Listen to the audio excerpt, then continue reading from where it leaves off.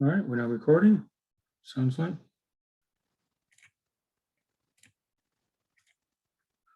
All right, so we're up to here, 6.2, volumes of a solid or revolution. 1 to 29. I did a bunch yesterday. I'll do a bunch more today. Okay, some things to keep in mind. You are allowed a formula sheet, one cheat sheet when it comes to the exam. I encourage you, I want you to put formulas, put sample problems on them. And I'll go ahead and say something which maybe I'm not supposed to say, but I'll say it anyway. You may get to the point in this class where you say, I don't really understand the idea and I don't know what he's talking about and stuff like that. That happens. That happened to me as a student. No, I did not understand everything that was going on the first time I saw all of calculus and so on. Sometimes it got to the point of, okay, time is going by. I don't get everything that's going on, but let me make sure I can do the problems. And that's sort of where I'm at. And you'll hear me say that from time to time. I'll give you a little bit of background theory. And as I go over the theory, you might say, I don't really know what's going on. And then I might just say, okay, if you didn't understand that, here's the formula, just plug into the formula. And there we go. And for me, at least, it didn't sink in until much later. You say, oh, now I get what's happening. But that was maybe even after the semester was over or even a year passed. Oh, now that's what the teacher was talking about, right? But by then the semester was already over. Okay, so that may or may not happen with you, but as I go over the theory and you may not understand why it works, here's the formula, whatever, okay, just try to follow the procedure, put sample problems on your formula sheet and we'll get you through the course. All right, so that's sort of my charge to you. So if you don't understand everything that's going on and you know what's going on there and that's okay, just put the sample problems on, see if you can mimic that when it comes to quizzes and exams, okay? All right, so we're in the middle of doing the disk method. So the next one I was going to show you is problem 13. So y equals 1 plus secant x, y equals 3, and we're spinning it about y equals 1. All right, so we're integrating pi r squared essentially. Okay, put that on your formula sheet as I mentioned. We integrate, I'll write that down here, integrate pi r squared for a disk method. Okay. For a washer, pi big R squared minus pi little r squared for a washer. It's a disk minus another disk, as it were. All right. So they don't tell me where to integrate from, so I have to figure it out. So where do these two graphs touch? Set them equal. 1 plus secant x equals 3. Subtract 1. Secant x is 2. Take the reciprocal of both sides. Reciprocal of secant is cosine. Reciprocal of 2 is a half. All right, so from trig, I know the cosine of 60 degrees, pi over 3 is a half. And I know the cosine of negative pi over 3 is also a half. So on my unit circle, which I drew over here, there's negative pi over 3, there's positive pi over 3. Here, the x coordinate on my unit circle was a half. So I know cosine of 60 degrees, cosine of negative 60 degrees is a half. Okay, so on my graph, here's negative pi over 3, here's positive pi over 3. They touch here, and they touch here. Now, y equals 3, I know it's just a horizontal line. So does the trig function go above or below? I'll plug in something in the middle. So what's a very nice number between negative pi over 3 and pi over 3? Well, 0. Plug in 0. Secant of 0 is the reciprocal of the cosine of 0. Cosine of 0 is 1. Reciprocal is also 1. 1 plus 1 is 2. All right, so that means 1 plus secant x goes below. So here's my picture. Okay, so this piece right here is what I have. And they tell me to spin it about y equals 1. So imagine taking this piece and you're spinning it way down here. Okay, kind of weird, right? So here's my typical slice. My bigger radius is this. My smaller radius is this. Now, all the way across, remember, I'm only drawing one slice. There's slice, slice, slice, slice, there's a whole bunch of them. This is just a typical slice. All the way down the line, my bigger radius is always going to be 2, right? From here to here is 2, from here to here is 2, from here to here is 2, from here to here, they're all 2. Now, as I walk along this curve, my smaller radius, my little r, is from here to here. So how do I figure out what that is? Well, the distance from here to here, well, that's y,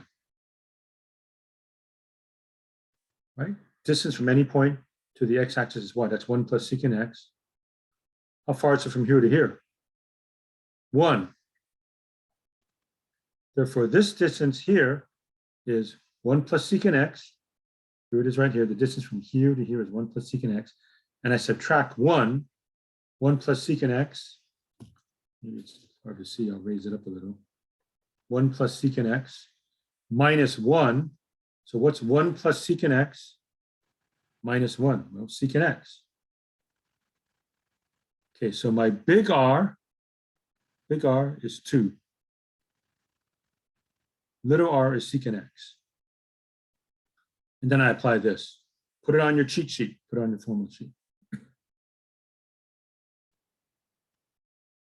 All right, so my integral, it is from negative pi over 3 to pi over 3.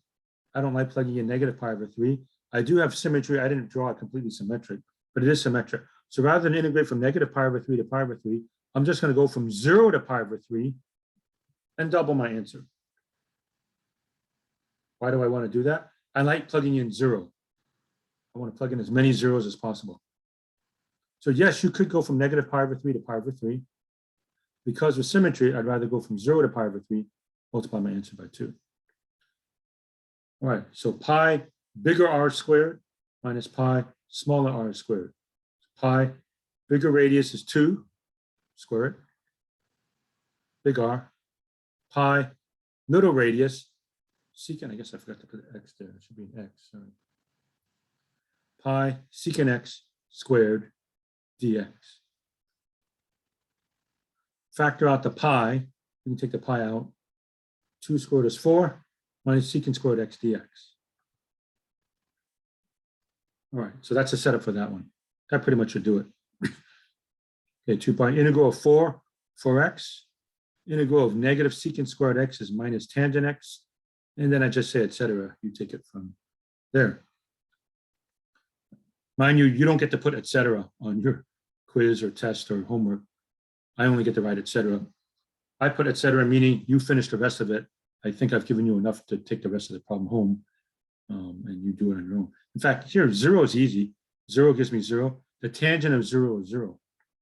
So for this one, plug in pi over 3 there. The only thing that might be a little challenging is that's tangent of pi over 3. Okay, but you know it's sine over cosine. So use your unit circle if necessary. What's a sine of pi over 3? What's a cosine of pi over 3? And so on. Okay, so that's problem 13. Remember, for the most part, a lot of these problems are right off the homework. So that's one less that you have to do on your own completely. You should, go over the problem again, do it by yourself one more time, I would think is a good idea. Okay. All right, next one I was going to show you is 17. So notice these problems are harder because we're not spinning about either the x or y axis. This time we're spinning about, looks like it says x equals 3. X equals y squared, x equals 1 minus y squared, spin about x equals 3.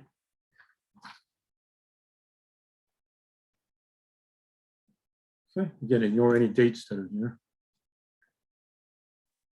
X equals y squared. You should get used to the idea that's a parabola opening to the right. So y equals x squared, you should know goes up. So x equals y squared goes to the right. Here's another way you can think of it. X cannot be negative. Do you agree? Once I have a y squared, and in this course, we're only doing real math, no imaginary, none of the I business, square root of negatives. So for real numbers, x cannot be negative. That means there's no graph over here. So that almost itself tells you it's going to be a parabola open to the right. Now, how do I get the other graph? Well, if this is x equals y squared, x equals negative y squared, x equals negative y squared should open to the left. And then the 1 just moves the graph over 1 unit. So here is my graph of the two parabolas, and this is the region in question. Where do they touch? Set them equal. Y squared equals 1 minus y squared. Add y squared to both sides. 2y squared equals 1. Divide by 2. Y squared is a half. Take the square root. Y is plus or minus 1/2, which is plus or minus radical 2 over 2. Okay, so the y coordinates are plus or minus radical 2 over 2. If you plug them in, when you square it, you know it's going to be a half. Right, so this is 1/2 radical 2 over 2. This is 1/2 negative radical 2 over 2.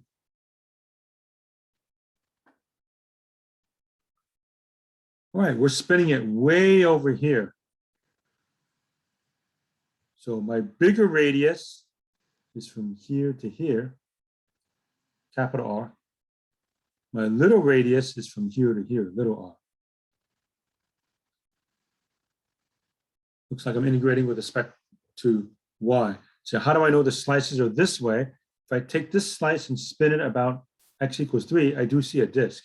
If I slice delta x, if I slice this way and I try to spin around, I don't see a disk. You end up with something called a shell, section 3, shell method. All right, so here's the argument that we make. How do I find the distance from here to here? Well, how far is it from here to here? 3. How far is from here to here? This is what you normally call x. Okay, distance from any point to the y-axis is x. Therefore, this is 3 minus x. Okay, one more time. I want to find out my bigger radius, capital R, distance from here to here. This distance between my two pen tips is 3. This is x. Therefore, this is 3 minus x. But what is x? Y squared. So capital R is 3 minus y squared. Now, smaller radius, little r. How far is it between my two pen tips? Once again, this is 3. This is also an x. It's a different x. It's the x for this parabola.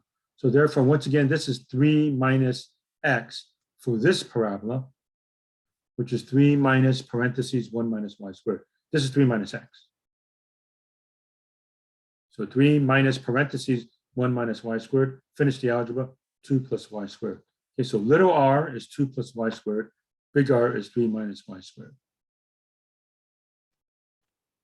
And there we go. Okay, so then I go back and do this washer again. Pi big R squared minus pi little r squared. Okay. And I did symmetry again. Rather than integrate from negative radical 2 over 2 to positive radical 2 over 2, I'm going this way now because I'm integrating with respect to y. So y goes from here to here. But because of symmetry, I just go from 0 to radical 2 over 2 and double it again. Okay, so 2 times the integral from 0 to radical 2 over 2. Pi big radius squared. The big radius is 3 minus y squared. Minus pi little radius squared. 2 plus y squared squared dy. Okay, the rest is algebra and fairly simple calculus, I hope. But we'll see. Take out the pi. 3 minus y squared squared.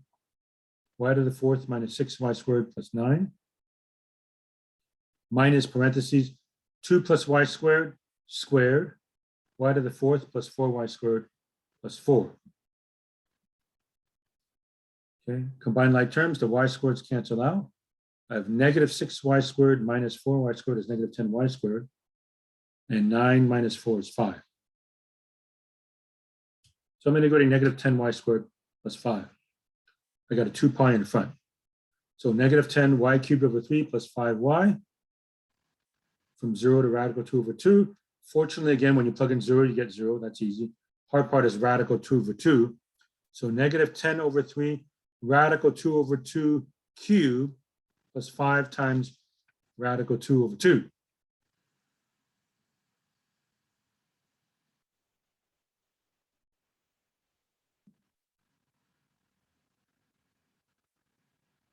Okay, and what's going on here? This turns out to be radical 2 over 4. Well, let's see if I can convince you of that. Radical 2 times radical 2 times radical 2 over 2 times 2 times 2. Maybe I'll go ahead and show you this. Even right.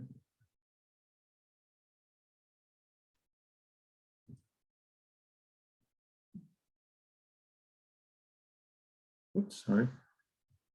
Radical 2 cubed, right? 2 cubed. And watch how I cross this off. What's radical 2 times radical 2? 2. So I went like that. So I'm left with radical 2 over 4. And 5 radical 2 over 2. A little bit of cancellation. 10 over 4 becomes 5 over 2. Common denominator is 6. So negative 5 radical 2 plus 15 radical 2 over 6. Some messy arithmetic, which is 2 pi times 10 radical 2 over 6. 2 and 6 cancels, give me 3. 10 pi radical 2 over 3. Final answer.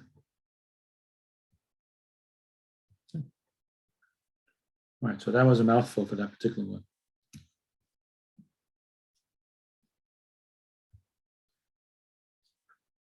Okay, then at the end, we have some problems. Same picture, but you're taking different regions, region 1, 2, and 3, and you're spinning it about different things. It says OA or AB or whatnot.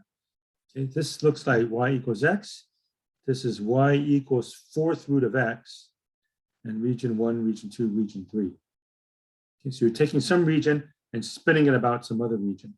Okay, so I'll show you a few of those. Okay, 21. And the hope is I show you several of the problems from the homework, right? So if you look at the homework sheet, I've already knocked off several, and then you kind of look at what we did in class for the other ones. Okay, region 1 about AB. So this was region 1. Okay. And AB means you spin it about here, x equals 1.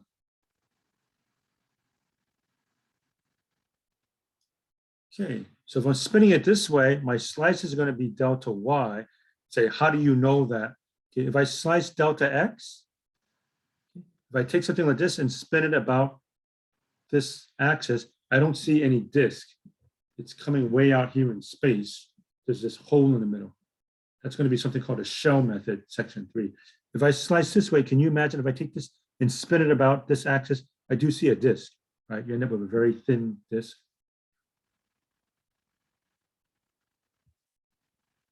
So I'm going to integrate with respect to y. Right, so I need to know this distance. So how far is it from here to here? 1. How far is it from here to here? X.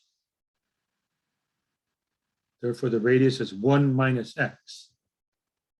And in this case, since x equals y, it's 1 minus y. Now, how do you know to change it over to y? Because I'm integrating with respect to y. Remember, if you integrate with respect to y, your expression can only have y's. If you're integrating with respect to x, your expression can only have x's. Right? So that's why I set it up like so. So it's going to be pi r squared. So remember, if you don't have a hole, no washer, it's just pi r squared. So I'm integrating pi r squared. So pi times the radius, which is 1 minus y squared dy.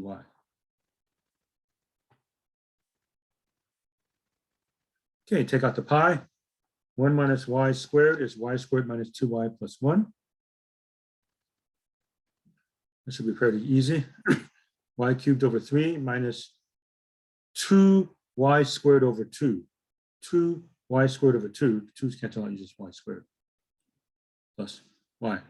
Remember, all along the way, you can double check by differentiation, right? What's the derivative of this? 3 comes down, knocks out that 3, you have y squared. What's the derivative of negative y squared? Negative 2y. What's the derivative of y? 1. From 0 to 1.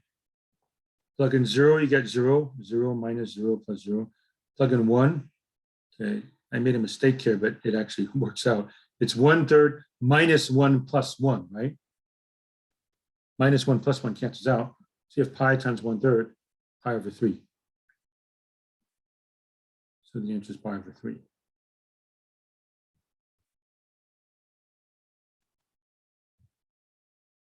Okay, now 23 was a little bit harder. It said region 2 about OA. 23, region 2 about OA, which is the x-axis. So this funny thing gets spun about the x-axis.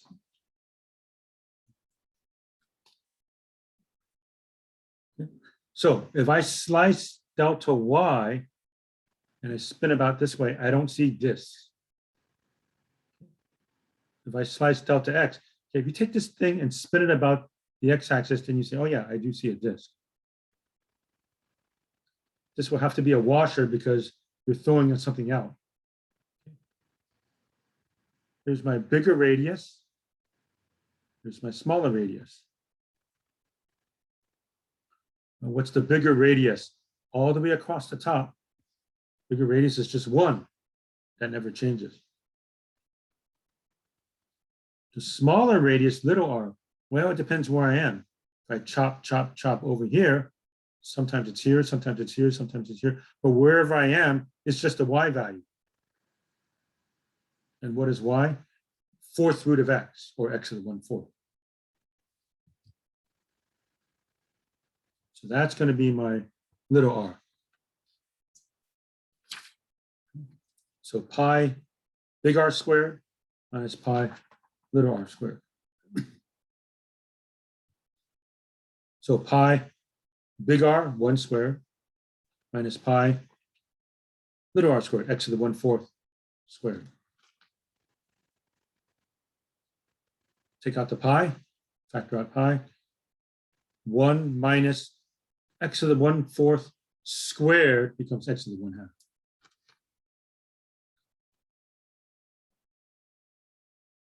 All right, so pi integral of 1 is x minus x to the 1/2 power root, x to the 1/2 plus 1, x to the 3/2 divided by 3/2, but dividing by 3/2 means multiplied by 2/3.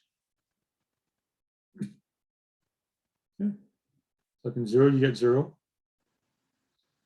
Plug in 1, 1 minus 1 raised to anything is 1. So it's 1 minus 2/3, which is 1/3. So final answer is 1/3 pi, or pi over 3.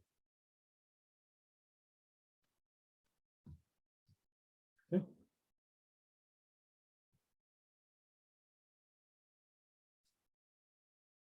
And the last one of this type is 29. That's probably one of the harder ones. 29, region 3, spin it about AB. Region 3 about AB. So region 3, that yellow region there, and you're spinning it way over here, which is x equals 1. Okay, so that yellow or orange, spin it over here.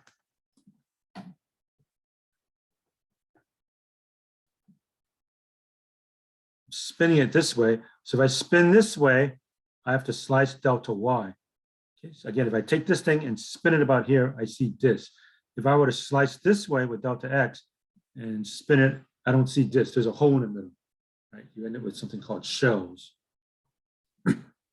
So I'm integrating with respect to y. I need x as a function of y. I need to solve for x. So right here, y equals 4th root of x. How do I solve for x? Well, raise both sides to the 4th power, right? So raise to the 4th power, x equals y to the 4th. So there's my slices. So big radius, small radius. So how far is it from here to here? From here to here, 1. From here to here, x. Remember, x is distance from any point to the y-axis. This is 1 minus x. 1 minus this x, which is 1 minus y to the 4th. So that's my big R.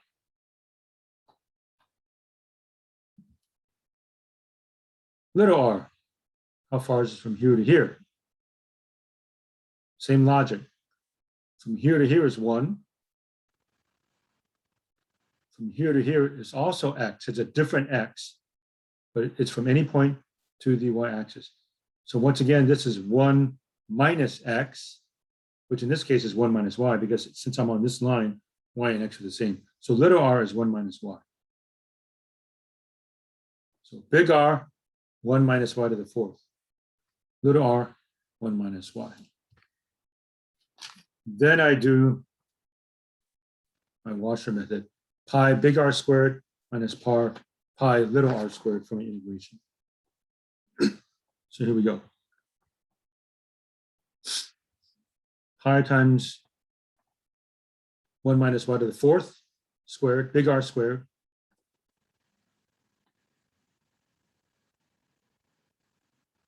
minus pi little r squared, 1 minus y squared. Big R, 1 minus y to the fourth.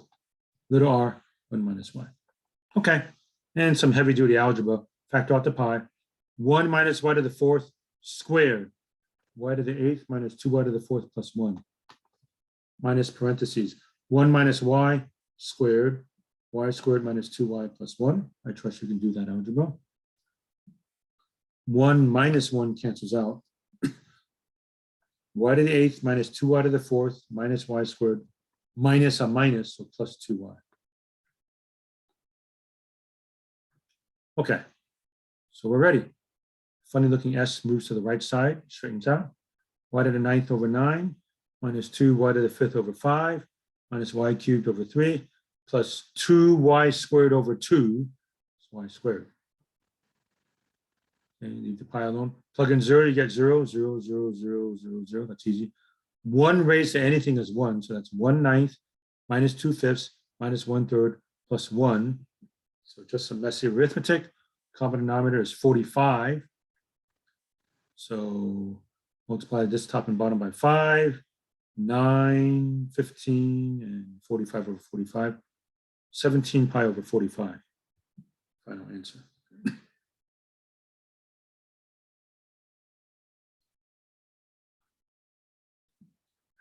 Right, so I'm pretty much done with this section, although for extra, I was going to show you, let's see, what else did I want to show you? Just for fun, derivation of some of the formulas you may have had in middle school geometry. The formula for the volume of a cone. So this is not a homework problem, this is just extra stuff. Okay. The formula for the volume of a cone is 1/3 pi r squared h. You may have heard of that before. But you might be wondering all along, how did you come up with that formula? Where did that come from? Well, it actually comes from calculus by taking a volume of a solid revolution. Okay, so I'm going to go over that derivation with you now so you can see where it came from. So maybe 6th grade, 7th grade, something like that. You may have first heard the formula for the volume of a cone. Okay, if I take this triangle and spin it about the x-axis, can you see that you have a cone, right? How do you come up with the formula for the volume of a cone? So this is what we do. I take the graph of y equals r over hx, y equals mx, r over hx. Okay. This is the point h comma 0. This is h. This is h comma r. Notice when you plug in h in it with an r. So in other words, I would end up with a cone with a height of h. The radius is r. Might be easier if you look this way. You spin it around. This might be the more traditional way of seeing it, right? Spin it out that way. You see your cone. You say, oh yeah, that's the radius and that's the height. So this will generate the volume of a cone. So pi times the radius squared. Yeah, so pi r over hx squared dx. So pi comes out. R squared comes out, h squared comes out. Even though there's a whole bunch of letters here, the only variable is really x. And dx also tells you that. Dx tells you integrating with respect to x. So r squared is a constant, h squared is a constant. They come out, pi r squared, h squared. And I'm just integrating x squared from 0 to h. All right, so pi r squared over h squared. This becomes x cubed over 3 from 0 to h. Plug in 0, you get 0. Plug in h, you get h cubed. So pi r squared over h squared. There's a 3 in the bottom now. There's a 3. And I plug in h, I get h cubed. H cubed divided by h squared is h. And you have your formula here. So 1/3 pi r squared h. So this can be considered a derivation of the formula for the volume of a cone. Okay. So now you've seen this. By the way, in case you're wondering, I'm not holding you responsible for knowing how this comes, but maybe you can now say, oh yeah, here's the formula for the volume of a cone, and in calculus, my calculus teacher showed us where it came from. Maybe you don't know the whole derivation, but I don't know, did you ever wonder where some of these formulas come from? Like, I don't know, 6th grade, 7th grade, formula for the volume of a cone is 1/3 pi r squared h. You use it. Oh, okay, I'll use it. I have no idea where it comes from. Okay, now this is my attempt to show you this is where it comes from. Okay, it's provable using calculus. Okay, so that was just a nice little extra, I suppose. And then the other thing I wanted to show you was the formula for the volume of a sphere. Also, this is also extra. It's not a problem that was assigned. Okay, do you recall the formula for the volume of a sphere? I'm sure you've seen it before. 4/3 pi r cubed. So once again, maybe, I don't know, 6th grade, 7th grade, your teacher said, here's the formula for the volume of a sphere, okay, that has a radius of r. If you have a radius of r, formula is 4/3 pi r cubed, use it, plug it in. Oh, okay, I'll do it.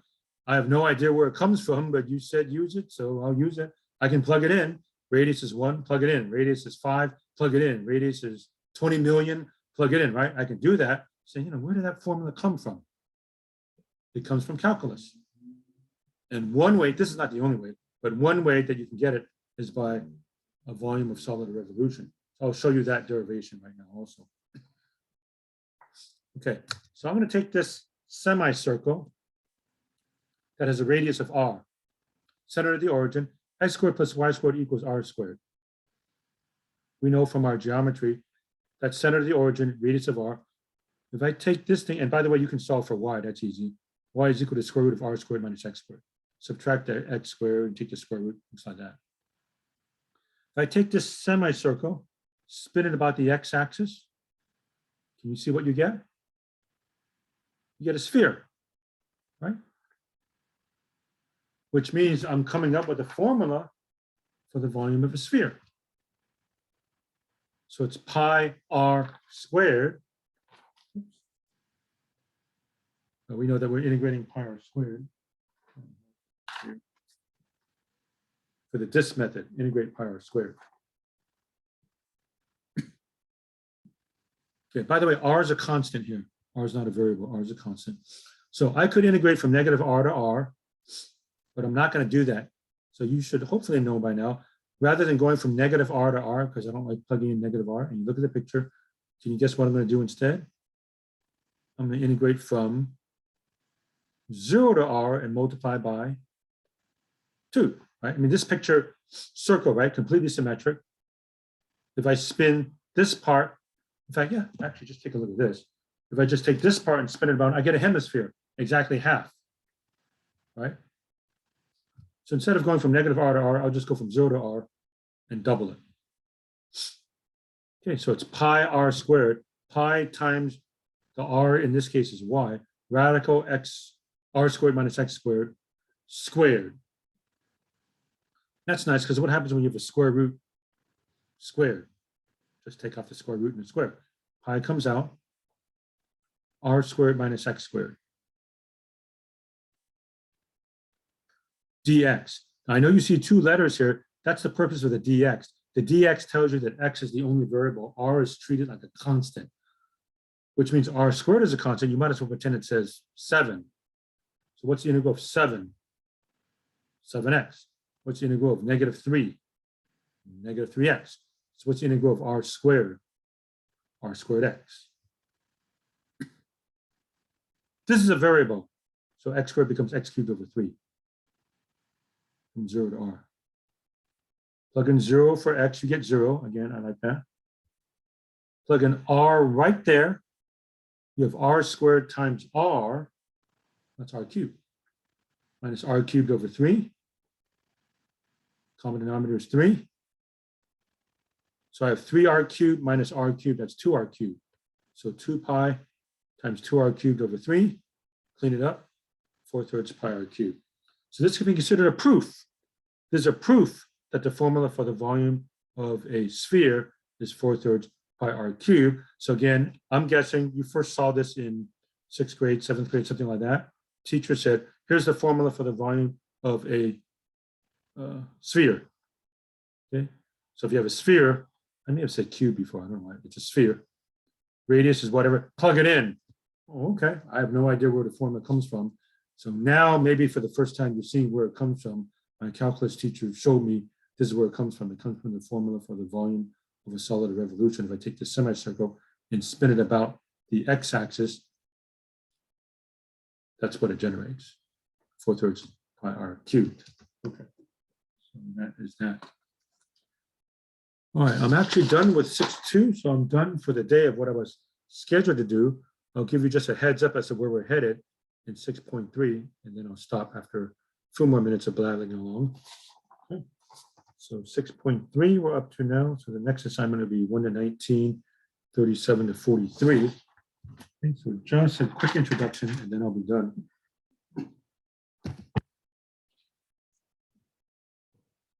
Volume by cylindrical shells.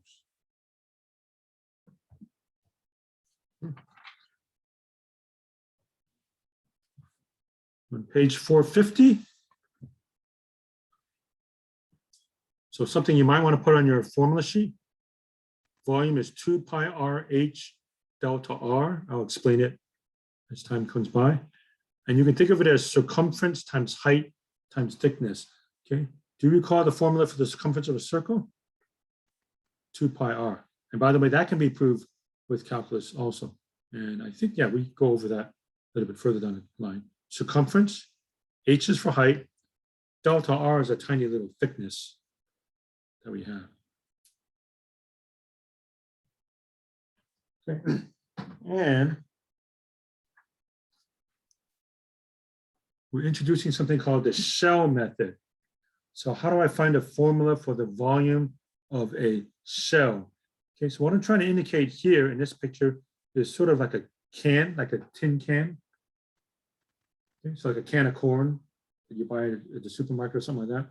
Okay, I want to find the volume of just the can, the actual metal, not the inside. Okay, how much actual metal do I have? Okay, so imagine a can of corn, can of soup, or something like that. Okay, but no top, no bottom. Okay, there's no top, no bottom. I just want the volume of the shell, just the actual metal. So the argument we make is, imagine this shell, I cut it and I open it up. It looks like this, right? Here's a radius, here's a height. Maybe in your mind, just picture, a can, a cylinder, can of soup or something, no top, no bottom, cut it, and I open it up like that. It'll be a very, very thin rectangular box, right? Here's my height. This is a delta R, a tiny change in radius, very thin, right? This is the circumference of the circle, right? Can you imagine if I cut this and open it out, okay? I'm tracing out this entire bottom, which straightens out. That's the circumference of a circle, which is 2 pi r. So I end up with this box, very thin, right? Imagine take a can of corn, cut it, open it up. It looks like this, except it's very thin. This is extremely thin. I'm calling it delta R. There's a height, and the length is the circumference of the circle. So delta V, my change in volume, is length times width times height, 2 pi r times h times delta r. So delta V is 2 pi r h delta r, and that's where we come up with circumference times height times thickness. Circumference times height times thickness, which is what we just talked about. All right, so let me just get this and then I'll be done. So now imagine taking this picture, y equals f of x from A to B. Okay, if I spin about the x-axis, that was the previous section, that was this method. But now suppose I take the same picture and spin it about the y-axis. Okay, I've got this thin piece like this. It's being spun around like that. You don't see a disc. You actually end up with one of these shells, don't you? Okay, it's even thinner than this. But imagine taking, I've got something as a ruler, but I'm spinning it way out here. It's going to go around like this, right? I end up one of these can things, which therefore obeys this formula. So I take my little slice like so. Here's delta x, my little change in radius. Here's the height. Here's the radius. So delta v is 2 pi r times h times delta r. In this case, the little change in radius is delta x. Here's the height. For this picture, the height is just y. Y is the distance from any point to the x-axis. And here's my radius. In this case, the radius is x, distance from this point to the y-axis. So delta v is 2 pi xy delta x. Circumference times the height. When you integrate, the thickness actually disappears. Delta x becomes dx in the limit. So in this one case, you end up integrating 2 pi xy dx. And I'll show you more of that tomorrow. But you kind of see that also on page 451. They put it like that. So box 2, 2 pi x f of x. Now I put y over here. It's the same thing because y is f of x. So they put 2 pi x f of x. This is where I put y dx. Okay. And put that on your cheat sheet. All right, so I'll start that tomorrow, but otherwise I'm done for the day. Okay, so let me stop the share so I can see the chat and the chat. And does anybody have any questions? Otherwise, we're done for the day, folks.